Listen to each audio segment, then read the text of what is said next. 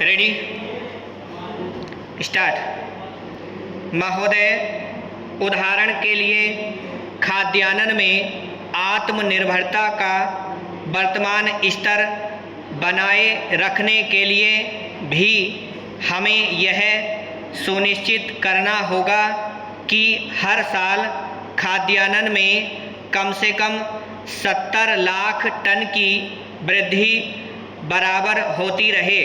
वर्तमान में अनेक प्रकार की बाधाओं को देखते हुए यह स्वाभाविक भी है कि हम अपने भीतर झांककर इस प्रश्न का उत्तर खोजें कि क्या अगले 2 दशकों में उत्पादन वृद्धि की वर्तमान दर को बनाए रखने और इसी रफ्तार को बढ़ाए रखने की संभावनाएं उपलब्ध हैं अथवा नहीं।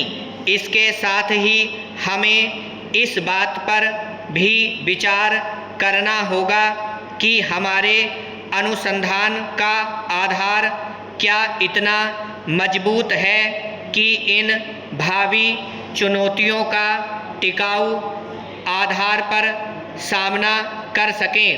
भारत सरकार की नई कृषि नीति को देखें तो उसमें यह लक्ष्य रखा गया है कि ग्रामीण भारत में खाद्य और पोषण सुरक्षा बराबर बनी रहे, आमदनी बढ़ाने और रोजगार के अवसर बढ़ते रहें। इस दृष्टि से टिकाऊ कृषि और ग्रामीण विकास के लिए अल्पकालिक और दीर्घकालिक ऋण नीतियां कुछ इस प्रकार की होनी चाहिए।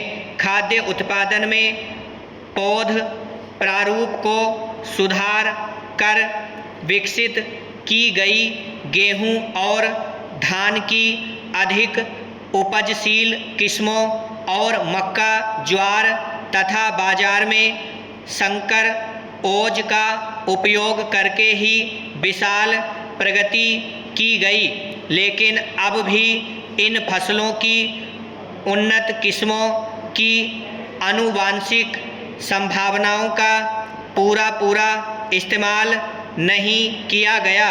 नहीं तो किसानों के खेतों पर और प्रयोगशालाओं के खेतों पर उपज के स्तर में इतना भारी फर्क होने को नहीं मिलता।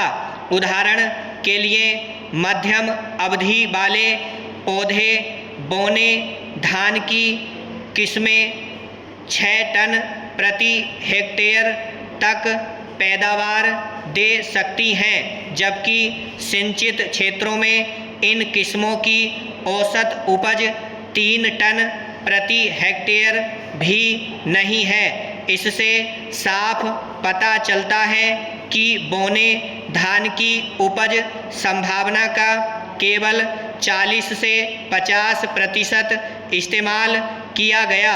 यही बात गेहूं, ज्वार और बाजरा पर भी लागू होती है।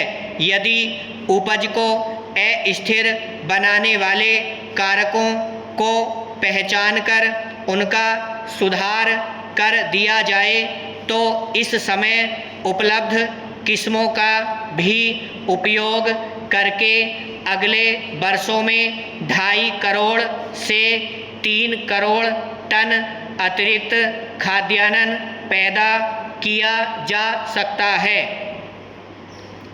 जहाँ तक बाधाओं की बात है, जैविक और अजैविक दबाव 30 से 35% तक उपज तबाह कर देते हैं। यदि किस्मों और संकरों में बाधा का वांछित स्तर दिया जाए और समेकित कीट प्रबंधन की तकनीकें अपनाई जाएं तो यह हानि काफ़ी हद तक कम की जा सकती है।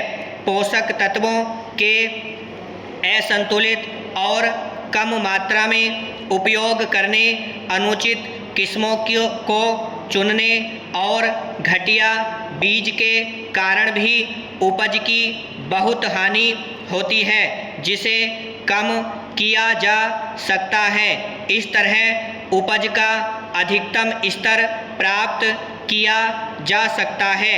हाल ही के वर्षों में जहां नई तकनीकें नहीं पहुंची हैं, वहां उनका प्रसार करके आशातीत सफलताएं मिली हैं। उदाहरण के लिए पूर्वी राज्यों में बोरो यानी बसंत के मौसम में धान के क्षेत्र में विस्तार हुआ है। ब्रह्म